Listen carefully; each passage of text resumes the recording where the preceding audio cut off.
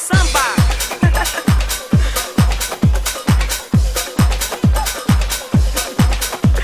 Ay,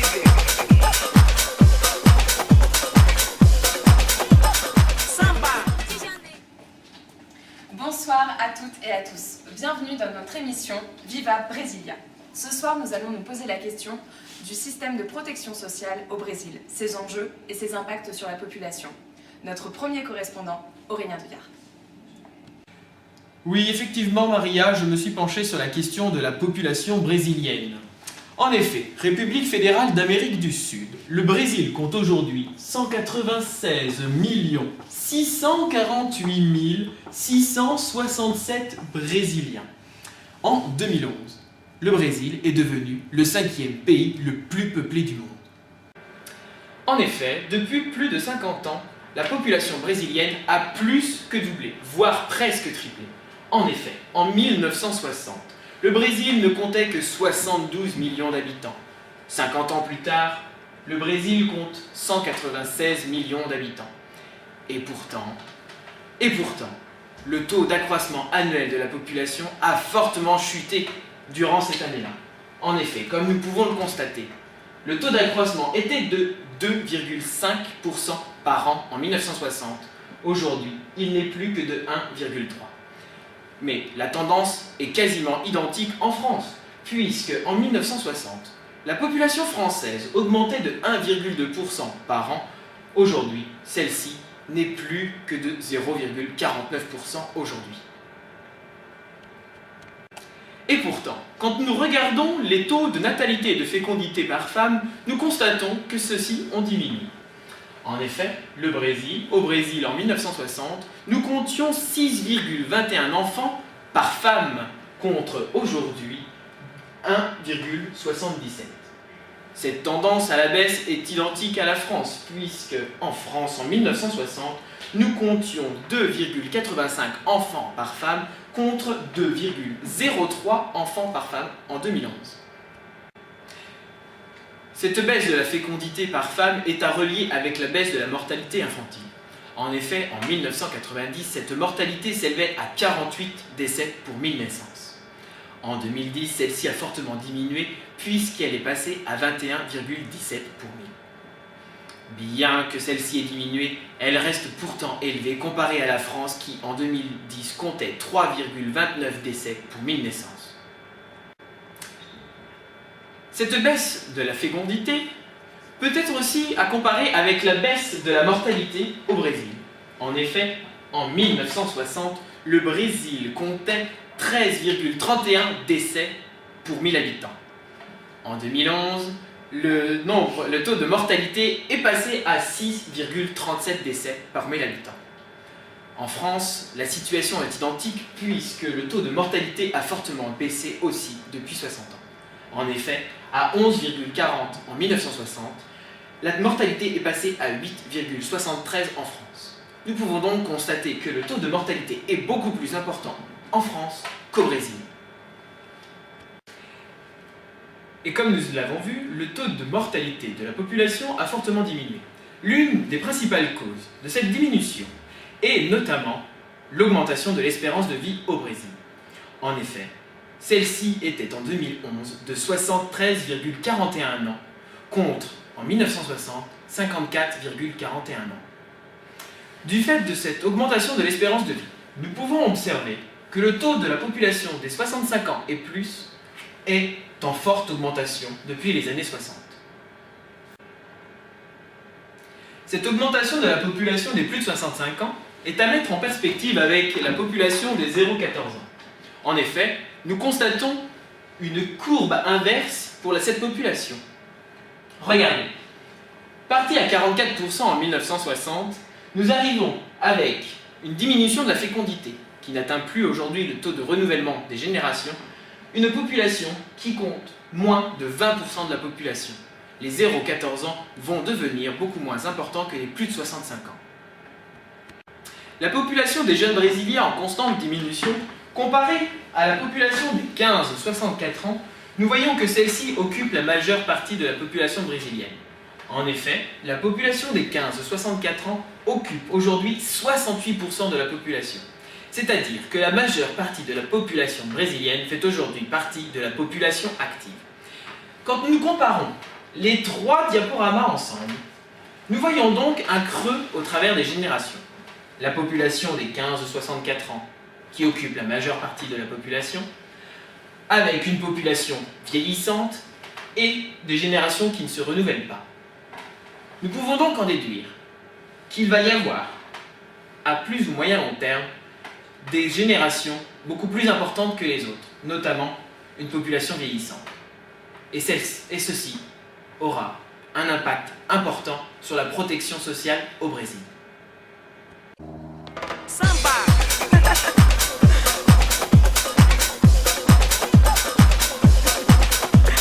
Aïe. Samba. En effet, nous venons de voir une très belle expertise faite par Aurélien Douillard. Cependant, il est temps de se pencher sur la question du système de sécurité sociale au Brésil. Cette expertise va être faite par Camilla Jordana.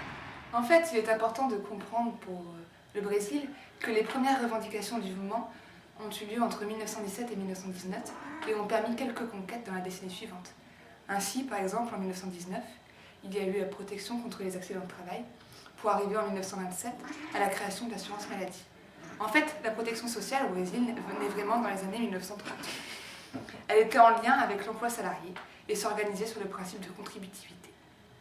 Les transformations récentes du mode de production et du salariat ont affecté le Brésil, rendant critique la situation des travailleurs en généralisant le chômage et la précarité. Le système corporatiste de protection sociale n'a jamais pu s'étendre à toute la population occupée, à défaut de généralisation du lien contributif.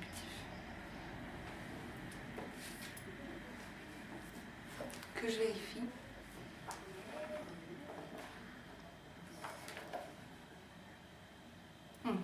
Les années 80 sont marquées par la crise de la dette et marquent l'exclusion d'une grande partie du contingent avant inclus dans le système de protection sociale. Le système unique de santé, le SUS, placé sous la tutelle du ministre chargé de la Santé, a été mis en place en 1988 en application de la Constitution fédérale qui pose le principe du droit à la santé pour tous. Il instaure ainsi un accès gratuit et universel aux services publics de santé dans les hôpitaux publics ou privés sous contrat. Les services de santé sont décentralisés et sont organisés au niveau des États et des municipalités. Les fondements de ce système ont été construits bien sûr sur des bases budgétaires solides, sur la base de la capacité contributive qui assure un financement progressif et équitable. Dans les années 90, les facteurs macroéconomiques et politiques ont résulté dans un démantèlement de la protection sociale. Dans ce contexte, il a existé simultanément deux choses. Un grand nombre de personnes qui n'ont pas cotisé aux assurances sociales et la prédominance de l'assurance qui ne protège que les cotisants minoritaires. Le système de santé a connu ces 20 dernières années 3 transitions simultanées. La première, universalisation de l'accès, auparavant restreint aux salariés du secteur formel. Décentralisation pionnière à un système de compétences concurrentes avec un accent mis sur les communes. Et une tentative de transformation de logique de l'attention médicale hospitalière en une hiérarchie d'action dont la base serait bien sûr la prévention. Le système unique d'assistance sociale a constitué un énorme progrès dans l'universalisation de l'accès à la population aux soins. En 2006, date très importante de signature de pacte pour la santé, le gestionnaire municipal assume la pleine gestion des actions et services de santé existants sur son territoire. Le régime brésilien de protection sociale couvre essentiellement 3 choses. La prévoyance sociale, qui sert à remplacer le revenu de la personne assurée, qui perd sa capacité de travail par suite de maladies, invalidité, vieillesse, décès, perte d'emploi involontaire, maternité ou emprisonnement. La prévoyance sociale est financée par les cotisations des employeurs et des salariés. Deuxième chose, la santé, placée sous la tutelle du ministère de la Santé et financée sur le budget de l'État. Et enfin, troisième point, l'assistance sociale qui permet aux personnes âgées, handicapées, incapables de travailler, qui n'ouvrent pas le droit aux prestations d'assurance, de bénéficier, sous condition de ressources, de prestations d'assistance. L'assistance sociale est placée sous la tutelle du ministre chargé de l'assistance sociale et elle est financée sur le budget de l'État. Le déficit du SUS est tel qu'aujourd'hui, un grand nombre de Brésiliens ont recours au secteur privé via la souscription d'assurance de plomb privé. Ce secteur privé est en plein essor. Le programme de santé familiale couvre actuellement gratuitement les plus démunis, soit tout de même 97 millions de Brésiliens. La politique de l'État étant au départ basée sur un modèle bismarckien, voit, malgré des réformes qui ont universalisé l'accès à la protection sociale, se développer un régime d'assurance privée parallèle comme leurs voisins d'Amérique. Merci Camilla pour toutes ces précisions fort intéressantes. Tout de suite, nous retrouvons les perspectives à venir pour la population brésilienne avec Tania. En effet, Maria, nous observons un système imparfait du système de protection sociale, mais qui connaît une tendance perfectible au nord du pays. Tout d'abord, nous constatons un point négatif, le déficit budgétaire de la sécurité sociale au Brésil. Le déficit budgétaire du SUS est tel qu'aujourd'hui, un grand nombre de Brésiliens ont recours au secteur privé via la souscription d'un plan privé. Ce secteur privé est en plein essor actuellement. Le programme de santé familiale couvre actuellement gratuitement les plus démunis, soit 97 millions de Brésiliens. Donc nous constatons une crise financière du système de protection sociale.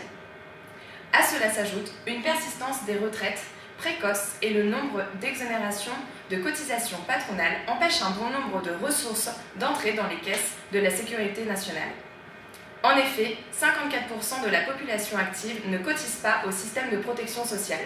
Le problème n'est donc pas un problème de dépenses, mais bien un problème de ressources.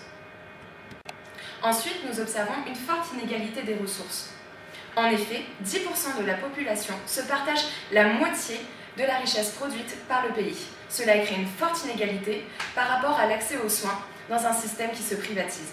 Ensuite, le vieillissement de la population, pour le moment compensé par le fort taux de population active, pourrait entraîner à long terme et à moyen terme un programme de financement des retraites également dû à la diminution du taux de natalité n'atteignant pas actuellement le taux de renouvellement des générations. Cependant, la tendance n'est pas si négative que cela. Des points très positifs sont à prévoir pour la population brésilienne dans les prochains jours. En effet, le PIB connaît une forte croissance depuis les années 2000. Le Brésil se passe au 6e rang mondial avec un PIB de 2510 milliards de dollars en 2011, dégageant des ressources supplémentaires. Les dépenses de santé sont de plus en plus importantes. En effet, en 2011, les dépenses de santé ont représenté 9,5% du PIB contre 12,3% en France. Cela représente un budget total de 238 milliards de dollars au Brésil contre 314 milliards en France. Même si l'écart est faible, la France ne compte que 64 millions d'habitants, alors que le Brésil en compte 194 millions. À cela s'ajoute la politique sociale qui, depuis plusieurs années, a contribué à la diminution de la pauvreté via une politique d'augmentation des revenus minimums. La politique de la Bolsa Familia, mise en place en 2003, avec plus de 11 millions de familles bénéficiaires en 2011, contribue à une politique de réduction des inégalités où 45 millions de Brésiliens vivent dans une situation de pauvreté, soit moins de 2 dollars par jour. L'ensemble de ces politiques sociales et de santé semble aujourd'hui porter ses fruits. En comparant l'IDH des années 80-90 à l'IDH actuel, celui-ci a connu une forte croissance constante. En effet, nous pouvons observer actuellement sur les cartes météorologiques que le l'IDH a augmenté énormément dans les grandes agglomérations. Demain, nous serons le mercredi 4 avril et nous fêterons les Saint-Brunois. Bonne soirée à tous et profitez bien de ces belles éclaircies à venir.